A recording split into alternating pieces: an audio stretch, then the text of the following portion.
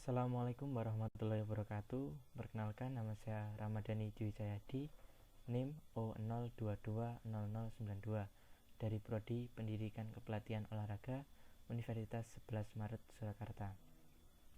Di sini saya akan menjelaskan beberapa materi yang telah disampaikan oleh Bapak Satria Yudi Guntara selaku dosen mata kuliah Sejarah dan Asas Keolahragaan. Nah, di sini saya akan menjelaskan olahraga yang terdapat di Indonesia atau sejarah olahraga yang ada di Indonesia.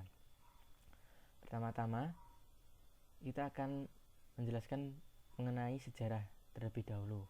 Karena di sini terdapat menjadi beberapa bab, yaitu olahraga zaman prasejarah, olahraga masa kerajaan Nusantara, itu dibagi menjadi kerajaan Hindu-Buddha, Islam, dan masa olahraga pada masa penjajahan, yaitu zaman Belanda dan zaman Jepang. Setelah itu yang terakhir adalah olahraga pada awal kemerdekaan. Sini akan menjelaskan tentang pengertian sejarah terlebih dahulu. Sejarah adalah berasal dari kata sajaratun dari bahasa Arab, yaitu keturunan asal-usul atau pohon. Kalau menurut bahasa Jawa itu disebut babat, yang berarti riwayat tentang kerajaan-kerajaan. Setelah itu juga terdapat bahasa sastranya, yaitu kronik, yaitu cerita peristiwa yang disusun menurut urutan waktu tanpa ada penjelasan hubungan antar peristiwa. Sedangkan menurut pendapat ahli yang disampaikan oleh Muhammad Yamin, itu adalah sejarah adalah ilmu pengetahuan yang disusun atas hasil penyelidikan beberapa peristiwa yang dapat dibuktikan dengan bahan kenyataan atau sumber sejarah. Nah, dari semua itu dapat diambil kesimpulan bahwa sejarah adalah suatu peristiwa atau kejadian yang benar-benar terjadi dan peristiwa atau kejadian tersebut dapat dibuktikan. Nah, di sini saya akan menjelaskan olahraga pada zaman prasejarah. Sekitar lebih dari 2000 tahun yang lalu sebelum Masehi, perpindahan orang dari Asia Tenggara menuju ke Nusantara itu disebut dengan Proto Melayu atau Melayu Tua. Jalan yang dilewati adalah menyusuri Selat Malaka dan Laut Cina, menyebar di Pulau Jawa dan Sumatera. Dan sekitar lebih dari 1500 sebelum Masehi yang lalu itu terdapat jalur yang lain seperti yang dilewati oleh Deodato Melayu atau Melayu Muda. Nah, di sini pada saat Melayu Muda atau Deodato Melayu ini sudah memiliki beberapa kelebihan, di antaranya kepandaian dalam menggunakan logam, mengolah tanah, serta menanam padi. Kemudian yang telah dilewati itu sudah pernah menetap di sebuah desa dan sudah mengenal pemujaan-pemujaan yang disebut pemujaan totem. Nah, pemujaan totem ini dikenal sebagai bentuk tarian kepada isyarat dari totem untuk memuja leluhur mereka. Nah, di sini itu terdapat unsur jasmaninya. Seperti apa? Karena melakukan tarian-tarian tersebut, nah di situ dapat diambil kesimpulan bahwa masyarakat pada saat itu sudah memiliki kepandaian lah dalam tarian. Nah, itu dapat membuat jasmani seseorang menjadi lebih sehat. Nah, karena di Deodato Melayu tersebut sudah mengenal berbagai logam dan di situ terdapat kepandaian dalam membuat senjata seperti lembing, busur, dan anak panah. Nah, di sini dapat dikatakan semakin tinggi derajat suatu kehidupan, maka semakin tinggi pula perlindungan generasi mudanya. Kemudian saya akan berlanjut kepada olahraga zaman Hindu. Hindu masuk ke Indonesia itu karena pedagang dari India. Pada dasarnya Hindu adalah karma atau perbuatan dan samsara atau menjelma kembali dan moksa atau pembebasan. Nah, di sini moksa itu adalah kelepasan atau kebebasan dari ikatan duniawi dan lepas juga dari putaran reinkarnasi atau purnabawa kehidupan. Manusia itu memiliki rohani dan jasmani. Aliran Sakya dan juga menganggap jasmani sebagai suatu pengikat atau penghambat kebebasan jiwa. Untuk membebaskan rohani yaitu dengan yoga, sedangkan jasmani itu dengan pelatihan pernafasan. Dan ini Latihan jasmani yang dilakukan oleh kerajaan pada Hindu itu adalah tarian dan upacara-upacara. Kemudian pada zaman Buddha itu terdapat ajaran tutur sahyang kamhayanikan, yaitu yang artinya begitu pula badanmu, janganlah mendera diri, janganlah memandang makanan yang enak, pelihara tubuhmu karena kesehatan tubuh adalah jalan menuju kebahagiaan. Itu terdapat bukti bahwa Buddha memperhatikan dari segi jasmani. Tujuan jasmani adalah menguasai sikap badan dan ketahanan tubuh. Usaha pendidikan jasmani terutama diberikan kalangan Brahmana, sedangkan kasta ksatria untuk kemiliteran, berburu, menunggang kuda, berlayar, memainkan tombak, gada, dan busur. Karena di Buddha ini memiliki sistem kasta ya, jadi tidak semuanya bisa memperoleh suatu hak gitu. Jadi ya karena ada pembatasan kasta-kasta tersebut. Nah, olahraga apa sih yang terdapat di kerajaan pada masa kerajaan Buddha? Itu seperti acara yang diadakan setahun sekali atau penyerahan upeti dan oleh raja atau sayembara itu. Jadi mungkin itulah bentuk olahraga yang pada zaman Buddha. Kemudian kita lanjut ke zaman Islam. Zaman Islam itu dibawa di Nusantara oleh seorang saudagar Gujarat India. Itu di pantai membaur dengan penduduk dan kelamaan mendekati pemimpin suku. Nah, di sini tujuan pendidikan ini yaitu pembinaan manusia yang sabar, taat kepada agama dan pemerintah. Tujuan pendidikannya jasmani sangat terbatas pada mempertahankan diri dan kelompok untuk menghadapi musuh. Itu. Pendidikan jasmani saat masa kerajaan Islam ini sangatlah banyak sekali. Terdapat seperti pencaksilat, gresik, dan debus. Selain itu, penjas sebagai reinkarnasi sebagai genjreng, rebana, dan lain-lain. Anak bangsawan dan petinggi keraton dididik oleh ahli bela diri dan agama. Jadi pada saat perkembangan olahraga pada saat kerajaan Islam itu sangatlah berkembang pesat. Nah, pada saat itu prajurit juga mengundang kuda, memainkan senjata, kekebalan diri, dan taktik dan strategi perang. Senjatanya antara lain adalah tombak, keris, pedang, busur, dan anak panah. Perkembangan Islam ini sangat pesat sekali di kalangan daerah-daerah seperti di Jawa Barat, Aceh, dan Pulau Nias. Gitu. Ya, kemudian saya akan melanjutkan lagi ke materi berikutnya, yaitu tentang penjajahan pada saat itu.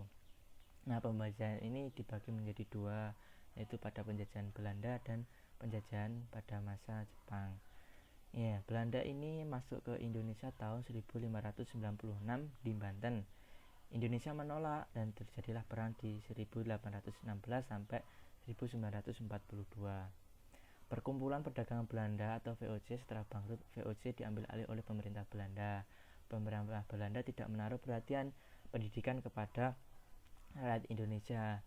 Hasilnya pada saat itu kan terdapat beberapa tokoh agama. Nah, tokoh-tokoh agama itu kemudian Belanda itu seperti membahayakan lah bagi pemerintah Belanda, sehingga pada saat itu tokoh-tokoh agama tersebut dibuang ke tempat yang terasing. Nah, pemerintah tidak menaruh perhatian kepada pendidikan jasmani karena sejak saat itu pendidikan penjat sudah dilarang. Penjas baru ada pada abad ke-19 karena anak-anak Eropa yang berkembang. Kenapa anak-anak Eropa berkembang? Itu karena pendidikan syarat itu kan terjadi karena adanya anak-anak dari bangsa penjajah itu. Nah, penjajah itu kan membawa anak-anaknya, kemudian anak-anak itu harus kan mendapatkan pendidikan lah di Indonesia, sehingga pada saat itu pemerintah Belanda mendirikan pendidikan. Nah, pendidikan itu kemudian juga diperbolehkan untuk kalangan-kalangan bangsawan, sehingga pada saat itu mungkin Indonesia pada kalangan bangsawan sudah mengenal pendidikan seperti pendidikan olahraga. Latihan apa saja sih yang ada di pendidikan jasmani yang diberikan oleh pihak Belanda? Itu adalah senam sistem Swedia, atletik, kasti, bola beker, sepak bola, dan bola tangan. Dan sistem sedia tersebut tidak begitu menarik bagi bangsa Indonesia karena senam ini sudah ada di sebagian besar wilayah Indonesia dengan kebanyakan latihan menggunakan restot dan ring. Nah, kemudian ada atletik. Ini menarik bagi kaum pelajar di sekolah lanjutan karena cabangnya seperti jalan, lari, lompat, dan lempar. Nah, kemudian olahraga yang berkembang adalah olahraga permainan. Permainan ini seperti di anak SD yaitu kasti, bola beker. Nah, kemudian sekolah lanjutan itu ada juga yang namanya itu juga mengembangkan lah olahraga, tapi itu di kalangan bangsawan saja, seperti tenis lapangan dan basket orang Cina. Nah, permainan tradisional olahraga yang pada nenek moyang atau yang tradisional itu bagaimana? Nah, menurut yang telah disampaikan kemarin itu olahraganya itu berkurang. Nah, kemudian saya akan menjelaskan guru penjas. Awalnya guru penjas ini dibina di sekolah Eropa, ialah bintara dan militer Belanda yang berpendidikan khusus di negeri Belanda. Nah, sedang yang mengajar di penjas itu di sekolah desa, sekolah kelas 1 dan HIS ialah lulusan guru HIK dan HIKS. Mereka mendapat akte penjas setelah kursus 1,5 tahun atau 2 tahun sampai 2 tahun. Nah, seiring dengan penderitaan rakyat di Indonesia dari penjajah, muncul gerakan pemuda seperti Yong Java, Yong Ambon, Yong Sumatera, Yong Istimewa Bon, Perserikatan Masyarakat Betawi. Nah, organisasi itu kemudian mengadakan kongres pada tanggal 28 Oktober 1928.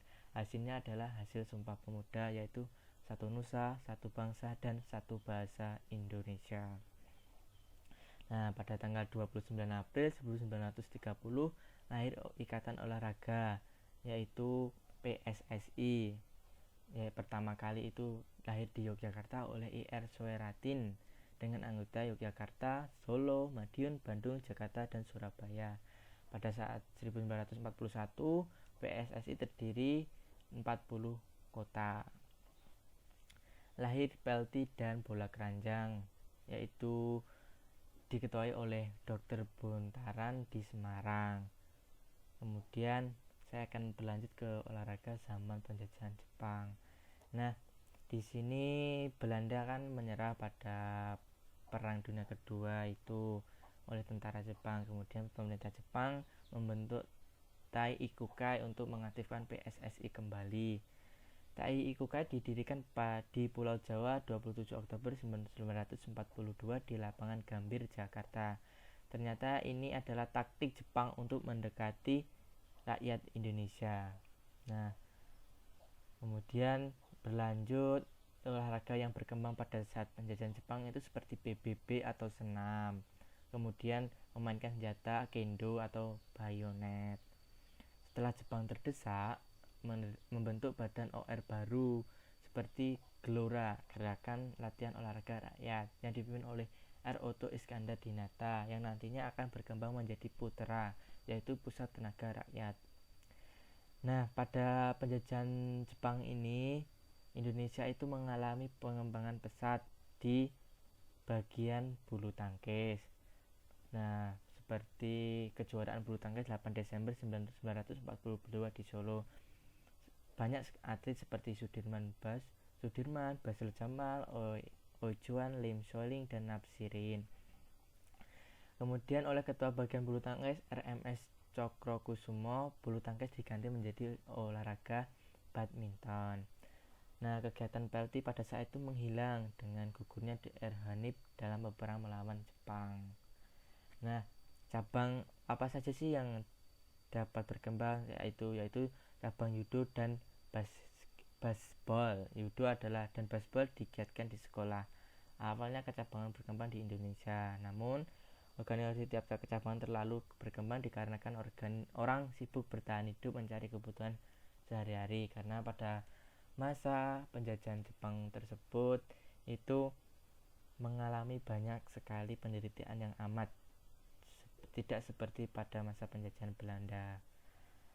Ya, sekiranya itu yang dapat saya sampaikan, kurang lebihnya mohon maaf. Akhir kata, wassalamualaikum warahmatullahi wabarakatuh. Terima kasih.